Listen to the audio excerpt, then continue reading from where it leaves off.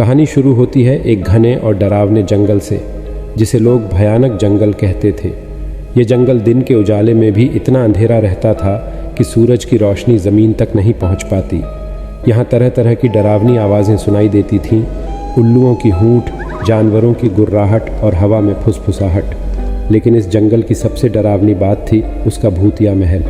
कहा जाता था कि उस महल में भूतिया रानी का वास था। रानी का असली नाम रत्नावती था। वह बहुत सुंदर और बुद्धिमान थी, लेकिन एक जादूगर जो उससे शादी करना चाहता था ने उसे श्राप दे दिया जब उसने उसका प्रस्ताव ठुकरा दिया। श्राप के कारण रानी और उसका पूरा महल एक रात में भूतों की दुनिया में कैद हो गया। उसके बाद से कोई भी उस महल के पास जाने की हिम्मत नहीं करता था। लोग कहते थे कि जो भी उस महल में जाता है वह कभी वापस नहीं लौटता। महल के चारों ओर रहस्यमयी सन्नाटा छाया रहता था और रात के समय महल से रोशनी और हंसी की आवाज़ें आती थीं। एक दिन एक साहसी युवक अर्जुन ने उस महल के रहस्य को जानने का फैसला किया। उसे डर से ज़्यादा जिज्ञासा थी। वह अपने साथ एक मशाल और भगवान की मूर्ति लेकर जंगल की ओर निकल पड़ा। जंगल में कदम रखते ही उसे अजीब सी ठंडक महसूस हुई। पेड़ों की शाखाएं जैसे उसे रोकने की कोशिश कर रही थी। जब वह महल के पास पहुंचा तो उसे लगा कि किसी ने उसका नाम पुकारा। उसने पलट कर देखा, लेकिन वहाँ कोई नहीं था। महल के दरवाजे खुले हुए थे, जैसे उसे अंदर बुला रहे हो।